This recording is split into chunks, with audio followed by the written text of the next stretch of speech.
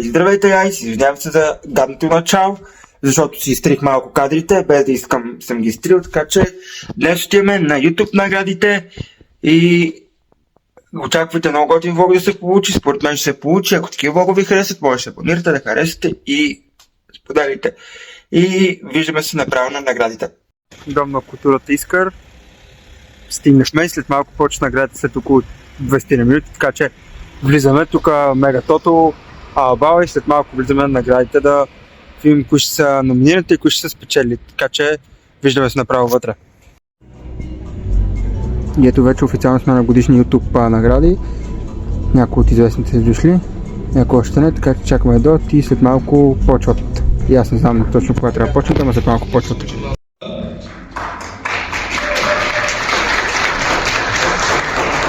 И казвам добре дошли на първите в историята годишни награди, годишни YouTube награди на продуцентска къща Prestige Productions. Още малко аплодисменти ще ви помоля.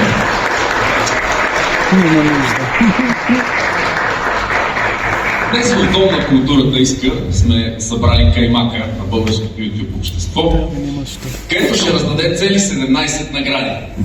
Награди като видео на годината, подкаст на годината, реалити на годината и още много други, докато стигнем до черешката на тортата, а именно кой е ютубърът на годината. Преди да продължим обаче, ще направя едно кратко вметване на нашите приятели от Зали за частни партията Контраст. С тяхната подкрепа се случва това събитие.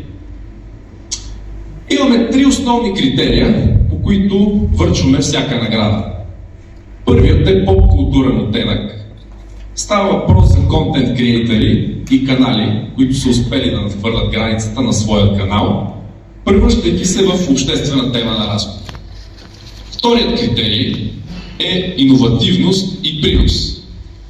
Канали и креатори успели да променят начина на работа в платформата, не само за тях, но и за своите колеги. Третият критерий е постижение.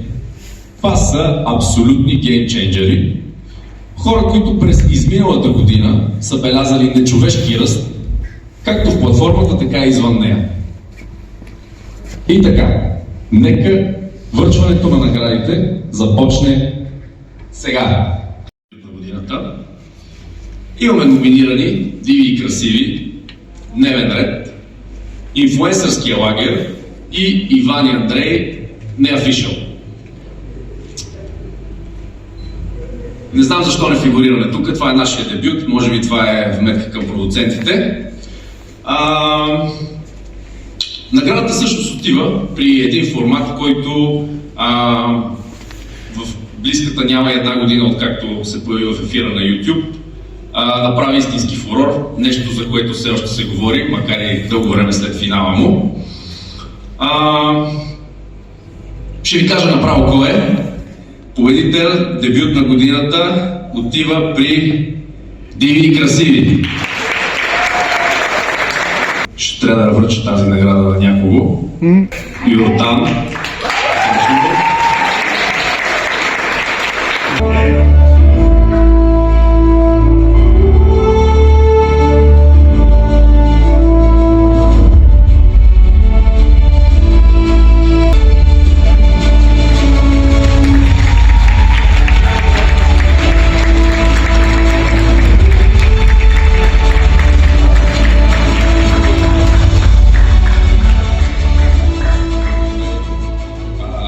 Благодаря ти, приятелю. Заповядай, това е наградата.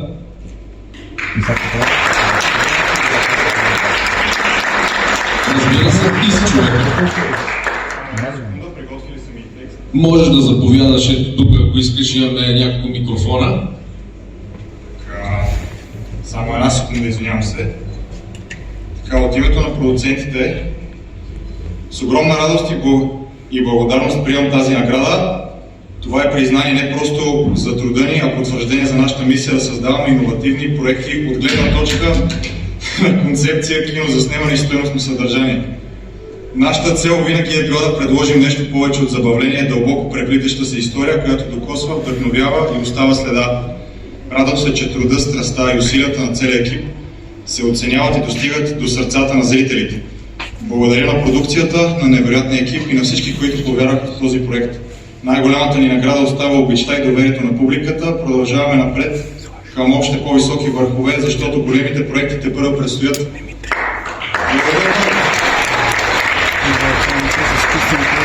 Нашата дебютна награда.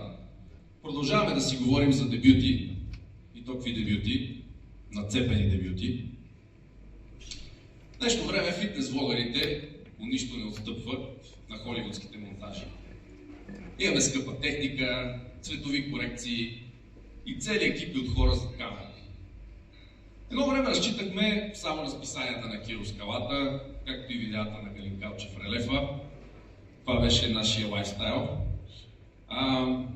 Да сега в днешно време, обаче не е достатъчно. Трябва и акъл. Така че в следващите минути ще разберем кой е фитнес и лайфстайл ютубърът на годината. И понеже си говорим за скъпа техника, виждаме едно момче на първия ред, което използваше доста скъпа техника, като заснемаше първите си фитнес видеа. Колкото си спомням, имаше една чаша, върху която стоеше един телефон и останалата история, да се вика. Но имаме цял списък от номинирани, да видим при кого ще отиде призът за фитнес и лайфстайл ютубър на годината.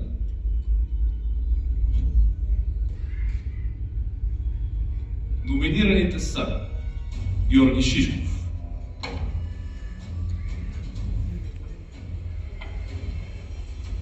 Дин Фрейзър, Радостин Кузманов, Ник Вит и Кристиян Кирилов. Кой ли е победителят? Победителят в фитнес и лайфстайл на годината е Георги Шишков. За съжаление обаче Георги Шишков го няма в залата, така че ще му изпратиме наградата. Може би ще я пуснем директно в неговия магазин за добавки. Продължаваме нататък. Продължаваме нататък с поредица на годината. YouTube поредица на годината. Номинирани имаме Паранормално на Слави от The Clashers,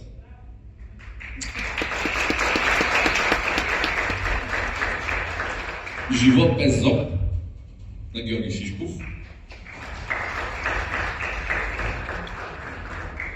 Топ 9 хумористични класации на Тодор Азов, Скрънзи на Мъци, Елате ми на гости, Павел Колев и Ицака,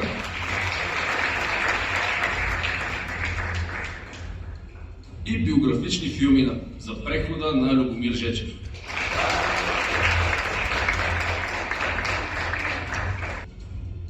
Поредицата на годината отива в едно предаване, което последния епизод така имаше доста жени, целият състав беше от жени, може би се искали да намекнат къде е мястото на жените, не знам. Но поредица на годината призът отива при Елате ми на гости.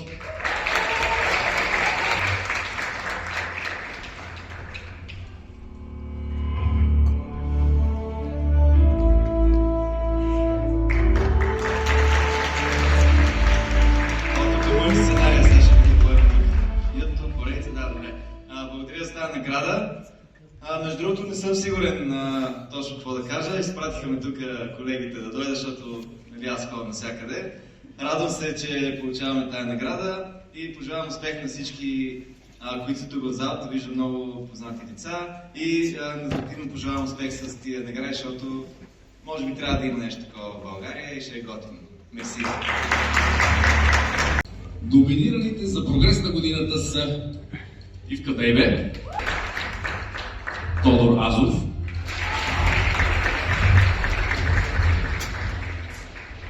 Мартин Карбовски и Йоан Петър. Призът отива при един човек, който не спря да работи през 2024, както и 2023, както и 2022.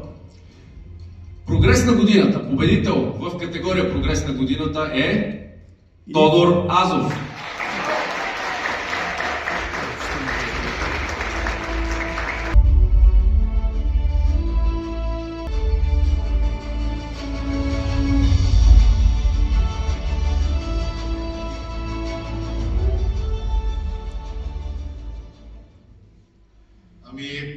И аз като вас съм изненадан, че точно аз взимам наградата. Ма това е като си приятел с организатора, така е. Всички знаем, че истинската награда е за КВ. Тя наистина трябва човек, който се спука да работи. И все пак ви благодаря. И аз като Ицака съм на същото мнение, че е хубаво да има такива награди. И благодаря на всички, че дойдоха.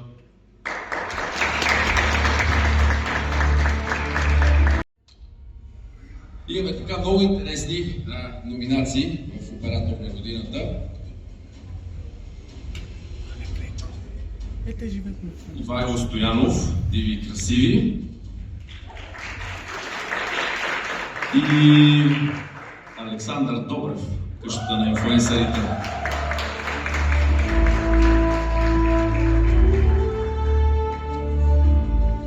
Губи ми се обаче едно име сред номинираните, и по-скоро Веско, или както се вика Веско. Искаме се да се свържем с Киро Брейка, да му съобщим, че искаме да номинираме неговия оператор за YouTube награди. Питахме какво мисли за български YouTube, на което той лаконично каза: "Некадърници, боклуци! Ютубъри! На никой не му са работи, бобайте то, какви ютубъри имаше." Обсъдихме с екипа, че всъщност ако трябва да бъдем обективни, той трябва да вземе всичките награди. За финансови съвети, за фитнес, за лайфстайл, за прогрес. Този човек постоянно ни изумява. Но да се върнем да видим кой всъщност печели прогреса на годината, кой всъщност печели оператор на годината, извинявам се. Призът оператор на годината отива при Ивайло Стоянов, Диви и красиви.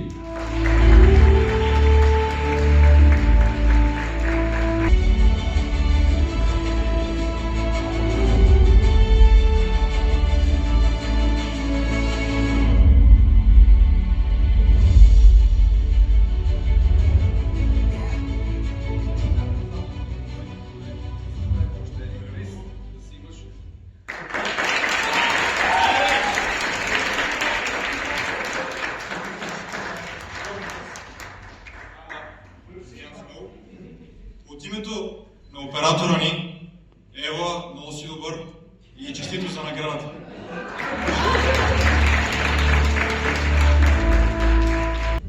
Влог ютубър на годината.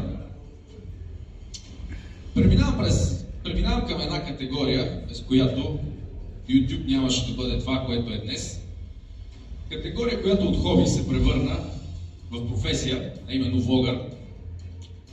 Интересното е, че колкото и да се развива YouTube, от към съдържание, на нас все още ни е интересно да видим кой какво прави, като си обърне камерката и да виждаме какво се случва около него. Да видим кои са номинирани в категорията Влог ютубър на годината. Дин Фрейзър,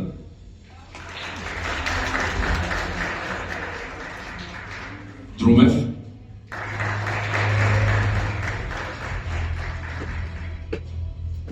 Лилия Начкова,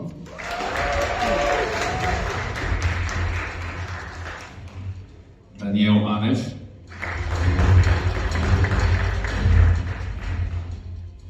Мария Андреева, Георги Шишков и Хайпърконг. Победителят е Дин Фрейзър.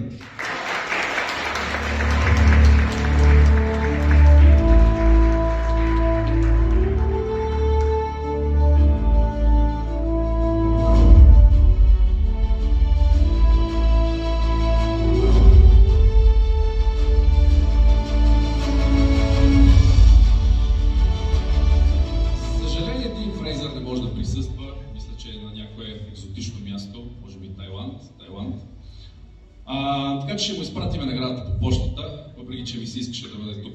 Имам един много екзистенциален въпрос, който искам да го питам.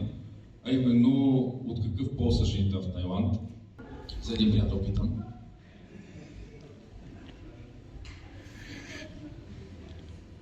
Но нека да се върнем към дружба, или както му казват дружбай.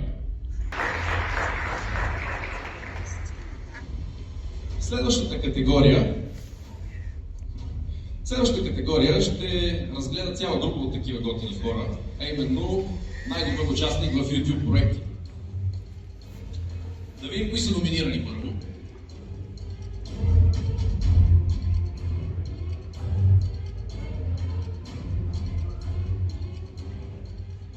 Йордан Крачунов, Диви и красиви.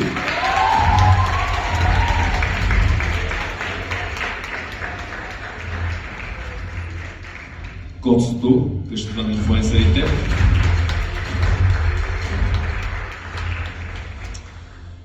Георги, къщата на инфлуенсърите.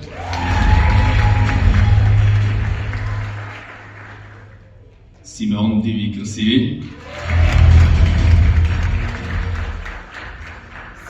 Янков, къщата на инфлуенсърите. Ина, Диви и красиви. И победител, най-добър участник в YouTube проекти е Йордан Крачунов.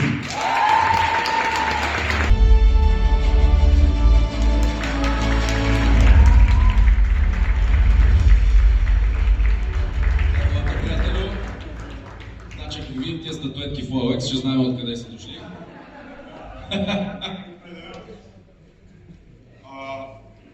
Искам първо да благодаря на продукцията, че направих такова готино предаване. Отделно ево на всички участници в такива проекти, само ние си знаем колко е гадно. И най-вече благодаря на публиката, защото реално го правим заради вас. На нас не ние го си ме повярвахме. Отново благодаря на ево. Преминаваме към реалити на годината, което е една категория в YouTube, за която може да кажем, че все още е в бебешките си стъпки, едва прохожда в YouTube. Въпреки че финансови мащаби, популярността и са нещо, което със сигурност трябва да бъдат подценени. И тук имаме едни формати, които направо изкъртиха всичко с мазилката директно. Да видим кои са номинирани. Реалити на годината имаме Диви и красиви, къщата на инфлуенсърите, Мис Плюс Сайнс, лагерът на инфлуенсърите,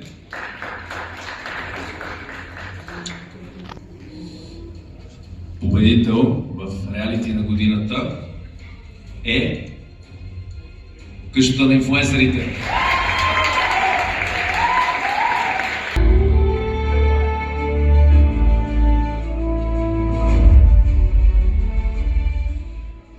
Много благодаря от името на целия екип. Надявам се да имаме още много години сезони. И мисля, че отваряме врати за много реалитета. Между другото, тук е Любо Жечев, който е първото реалити тук в онлайн пространството, така че аплодисменти за Любо. Реално може би той отвори вратите към Ада и ние ги разширихме, може би. Надявам се да има много проекти тази година, така че благодаря за наградата.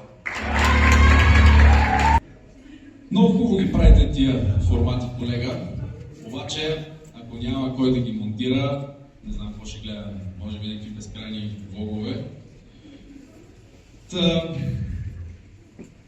Какво би бил един формат, ако нямаме монтажист? Човек, който да разкаже истории с работата си, който прави от нищо нещо и ни въвлича в магията на YouTube.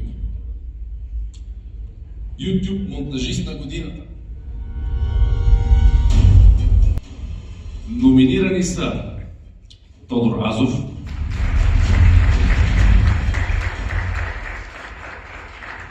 Стефана Маркова,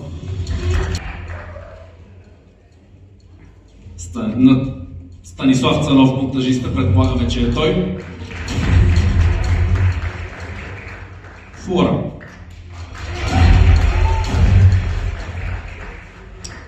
И победителят YouTube монтажист на годината отива при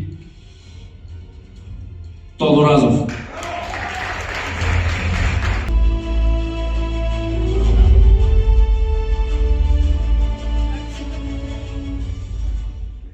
Ами да, това е една много подценявана дейност в нашия бранш. И много се радвам, че спечелих тази награда, защото аз влагам наистина много сърце и душа в моите монтажи, да разкажа чиста и хубава история. Разбира се, тази награда я заслужава и флорчето. Заслужава и един друг сред гостите, който се изненада, че не е номиниран, Вонстър. И да, благодаря много. Преминаваме към топ 10 класации. Стига вече с тия шоута. Време е нещо по-така, да научим нещо. Специално за вас сме създали една категория, чието контент е не само развлекателен, но и в последните години се превръща в правовъзпитателна институция у нас. Естествено не става въпрос за топ 10 класациите, естествено, че става въпрос за тях. Не успяхме да се свържем с Ники Кънчев да участва в церемонията, но пък мисля, че ще се оправим без него.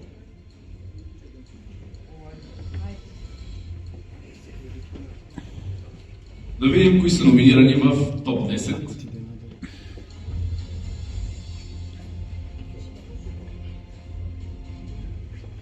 Слава!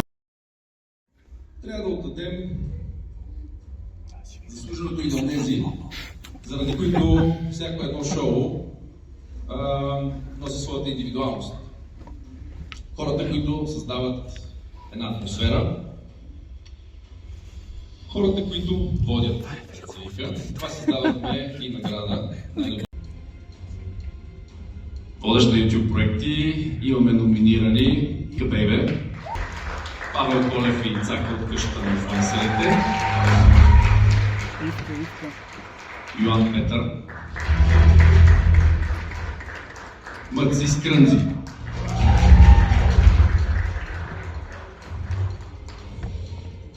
призът водещ на YouTube проекти отива при Ивка Бебе.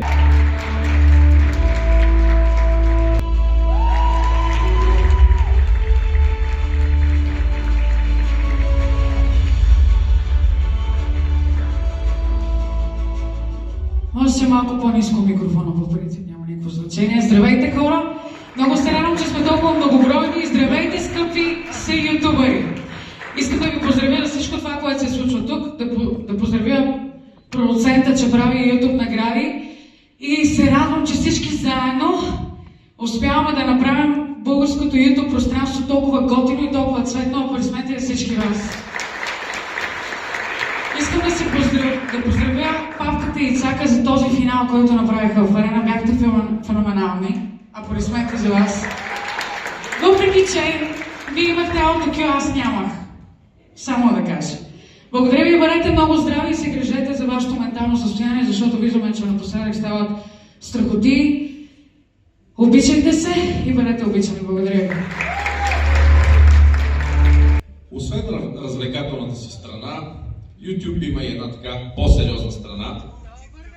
Страна, която ти е хем приятно да гледаш, хем се чувстваш значителен, че гледаш нещо наистина важно за обществото. Пример за това са нашите журналистически материали, които вече са основна част от нашата платформа. Така се роди и наградата YouTube журналист на годината.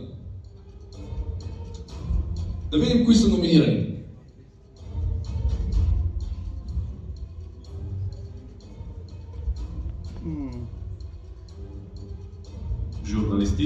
ютубър на годината Любомир Жечев.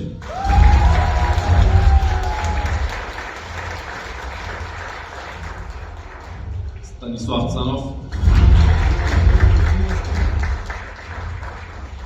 Мартин Карбовски. Дневен ред.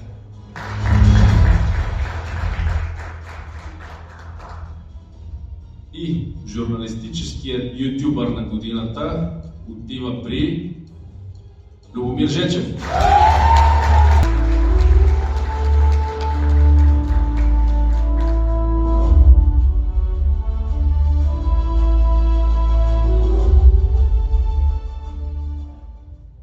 Благодаря за наградата, много важна награда за мен.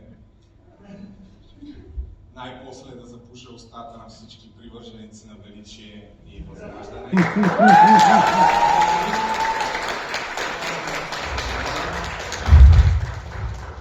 Благодаря на Кедър, че дойде с мен. И желавам някой ден и ти да достигнеш до този връх и да вземеш награда на ютубърски награди. Иначе, момчета, както виждате, не е лесно да се прави YouTube.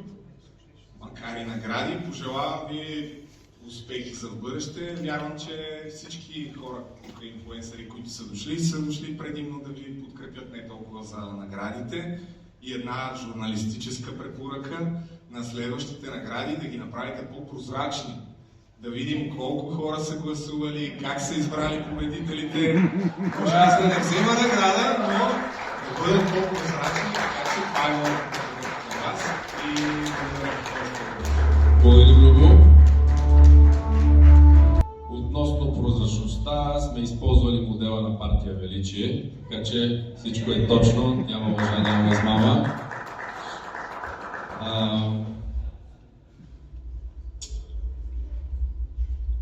Най-добър YouTube проект извън платформата.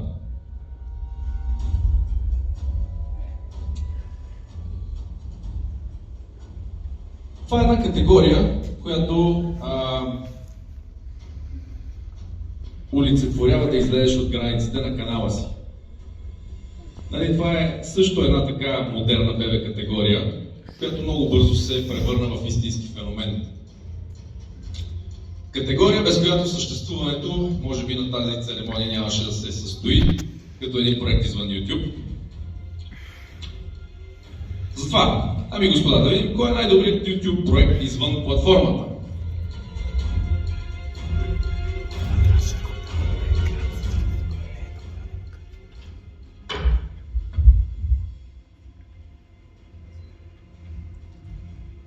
Номинирани са Къщата на инфлуенсърите финал, Исторически парк филмът, Диви и красиви финал, Тото Мега, Русалки филм, Иван филм. Беше и трудно да вземем решение, затова най-добрият YouTube проект извън платформата отива при Къщата на инфлуенсърите финал.